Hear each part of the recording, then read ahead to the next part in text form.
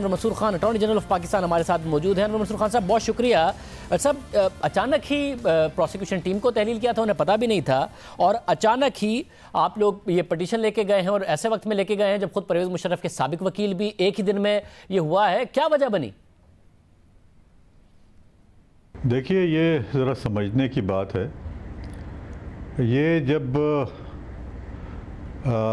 अकरम शेख साहब ने रिज़ाइन किया था तो वो टीम जो थी उस टीम का बड़ा इम्पोर्टेंट रोल रहा नहीं था, नंबर 1। नंबर 2 ये कि वो टीम जब अपॉइंट हुई थी तो वो अकरम शेख साहब को असिस्ट करने के लिए की थी, केस को आर्गू करने के लिए नहीं की गई थी।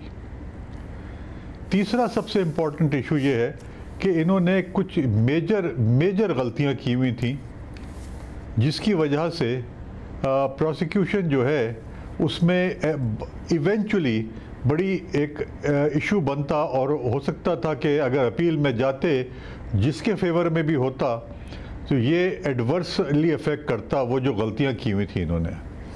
अब इसकी वजह से जो टीम को जो डिसमिस किया था या उनके जो डी नोटिफाई किया था उसकी वजह तो बड़ी क्लियर थी कि चूँकि वो जो लोग थे वो नोटिफाइड नहीं थे आर्गू करने के लिए, बल्कि अकरम शेख नोटिफाइड थे आर्गू करने के लिए, और जब उन्होंने रिज़ाइन कर दिया तो इनको डी नोटिफाई करना ज़रूरी हो गया।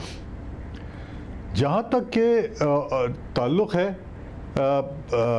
क्यों हम कोर्ट में गए, उसकी वजह बड़ी सिंपल और भी है कि जब एक प्रोसिक्यूटर अपॉइंट होता है वो अपॉइंट होता है जो लॉयर्स अपॉइंट होते हैं सेंट्रल लॉयर्स के लिए जो अपॉइंटमेंट का होता है उस कानून के तहत 1970 का कानून है, उसके तहत अपॉइंटमेंट होती है।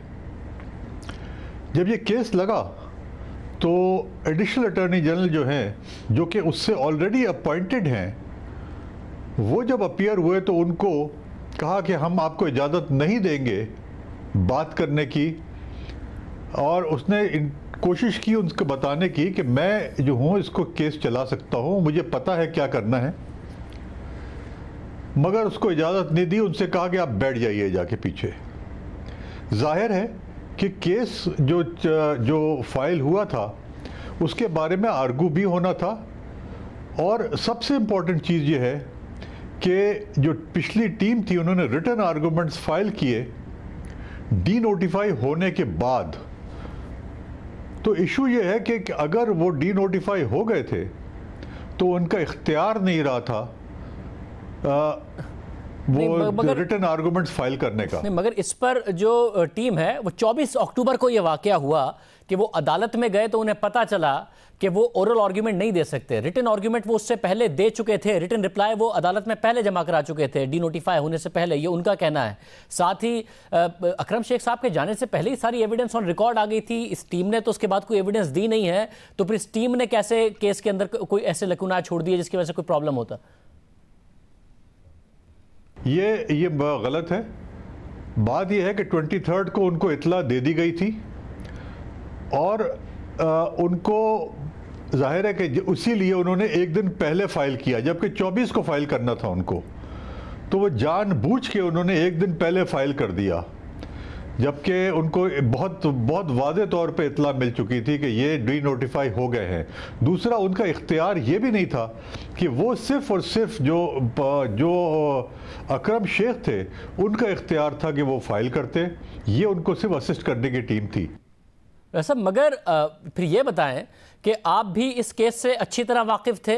फ़रूक नसीम साहब तो बराह रास्त परवेज़ मुशर्रफ का दिफा करते रहे, वो भी अच्छे से वाकिफ़ थे।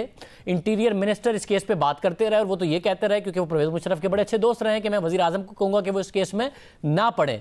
तो आप सबको अच्छे से इस केस का पता था, फिर भी आप लोगों को 14 महीने लग गए अकरम शेख साहब के जाने के बाद इस प्रोसिक्यूशन टीम को डी नोटिफाई करने में। सरकार के पैसे लगते रहे, इनको आप पैसे 14 महीने तक देते रहे। देखिए, ये तो मैं नहीं बता सकता हूँ, इसलिए कि ये जाहिर है कि मैं डायरेक्टली इन्वॉल्व नहीं था।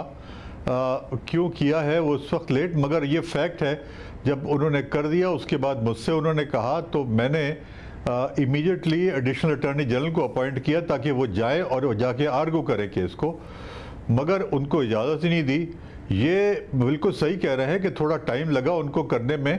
प्रॉबली वो ये सोच रहे होंगे कि जब ये इकरम शेख नहीं है तो ये आर्गू भी नहीं होगा केस को। वो अटेंड कर रहे होंगे मगर आर्गू नहीं कर सकते केस को, इसलिए कि आर्गू करने के लिए उनको एक नया लॉयर को या प्रोसिक्यूटर को अपॉइंट करना था। ये है वजह जिसकी वजह से प्रॉबली उन्होंने आर्गू नहीं उसको हटाया होगा। मगर जब उन्होंने देखा कि ये इतनी ऑब्वियस वो इश्यूज रेस कर रहे हैं जो कि कानून से बालातर है, तो उस सूरत में फिर उनको मजबूरन उसको रिमूव करना पड़ा उनको। इस पे भी सवाल होता है कि उनको लगता था कि आगे नहीं बढ़ा सकते अकरम शेख साहब के जाने के बाद, तो 14-15 महीने इस हुकूमत को ख्याल ही नहीं आया कि एक प्रोसिक्यूटर नया लगा लें, एक नई लीगल टीम बना दें। और जब वो बिल्कुल रिटन आर्ग्यूमेंट उन्होंने जमा करा दिए और ज़बानी दलाइल देने वाले थे, उससे पहले लीगल टीम हटा दी। और जैसे ही फैसला आने वाला था उससे 3 दिन पहले हुकूमत अदालत में चली गई है कि इस फैसले को आने से रोकें। ये अचानक सारा का सारा मामला हो रहा है। देखिए, मैं अभी तो नहीं बता सकता हूँ डिटेल में उसके, मगर ये है कि उसमें जो इश्यूज़ हैं वो ऐसे हैं जो कि काफ़ी फेटल हो सकते हैं इस केस के। जब वो इश्यूज रेज होंगे तो उस वक्त मेरे ख्याल में सबको पता चल जाएगा। मगर ये है जितने इश्यूज हैं वो बड़े फेटल हैं टू द इंटायर प्रोसिक्यूशन। अच्छा, मगर इसमें जो नुक्ता नंबर 10 है वो आपने देखा होगा, वो कहता है कि हुकूमत को इन्फॉर्मेशन मौसूल हुई, एक तो रिलायबल सोर्सेज से, मुसद्दिका ज़राए से, और दूसरा ख़ुद अक्यूज़्ड से। और अक्यूज़ से ये इन्फॉर्मेशन आपको मौसूल हुई कि अकरम शेख साहब के जाने के बाद जो कुछ लकुनाज हैं, इसमें कुछ खामियां हैं प्रोसिक्यूशन के केस में जो कि इस अकरम शेख साहब के जाने के बाद आई हैं। ये पहली दफ़ा नहीं है कि ख़ुद मुल्ज़िम बता रहा है प्रोसिक्यूशन को कि आपके जो वकील चले गए हैं उसके बाद आपके केस में कुछ खामी आ गई हैं, वो केस जो मेरे खिलाफ है। ये नुक्ता नंबर 10 आपने देखा? देखिए, उनका जो उन्होंने कंप्लेंट फाइल की थी कि मेरे साथ ज्यादती हुई है वगैरह वगैरह वगैरह, और उन्होंने एक दरख्वास्त दी थी कि इस वजह से आप मेरे ख़िलाफ़ प्रोसीड नहीं कर सकते हैं।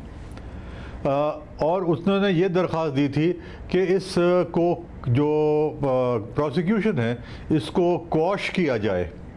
जब ये बात आई इनके इंटीरियर मिनिस्ट्री के सामने, तो जाहिर है कि उन्होंने ये देखना शुरू किया कि ये कौन सा इतना सीरियस इशू क्या था कि इन्होंने टेकअप क्यों नहीं किया है। और जो प्लीडिंग्स हैं जब उनको चेक किया तो पता चला कि उन्होंने वो इश्यूज रेज ही नहीं किए हैं।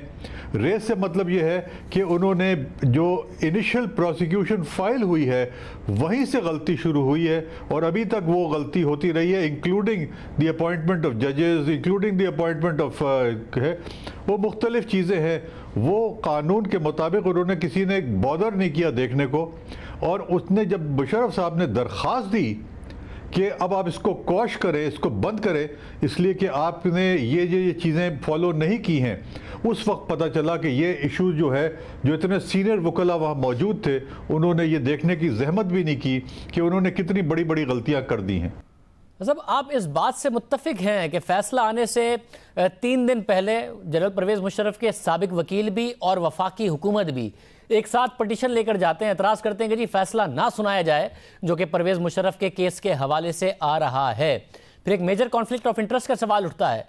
परवेज़ मुशर्रफ के साबिक वकील और करीबी समझे जाने वाले फ़रोग नसीम इस वक्त वज़ीर क़ानून हैं और बराह रास्त वाबस्ता रहे इस केस के साथ। आप इस केस के साथ वाबस्ता रहे, आप अटॉर्नी जनरल हैं, इंटीरियर मिनिस्टर, वज़ीर दाखिला बहुत परवेज़ मुशर्रफ के करीबी दोस्त हैं, उनकी तरफ से आज ये पटिशन गई है, तो सवाल नहीं उठेंगे कि इस हुकूमत में क्या हो रहा है?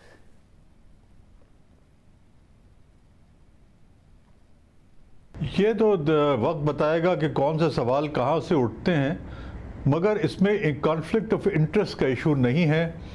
वो वजह उसकी ये है कि जब आदमी एक ऑफिशियल पोजीशन पे काम करता है तो वो ये देख रहा होता है कि ऑफिशियल पोजीशन जहाँ पे काम कर रहा है वो उसकी क्या वो है, वहाँ पर इम्पोर्टेंस है।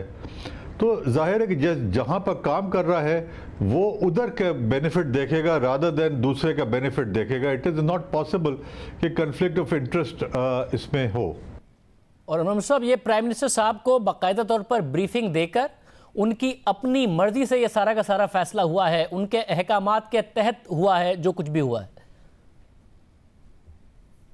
देखिए, बगैर अहकाम के ना हम आगे चल सकते हैं और ना हमारे पास इख्तियार है। बहुत शुक्रिया अरमान मंसूर खान साहब हमारे साथ मौजूद थे, अटॉर्नी जनरल ऑफ पाकिस्तान हैं। वजह बता रहे थे कि क्या वजूहात थी जो प्रोसिक्यूशन टीम को हटाया गया और क्या वजह है कि इस वक्त वफाक गया है इस केस का फैसला ना सुनाया जाए।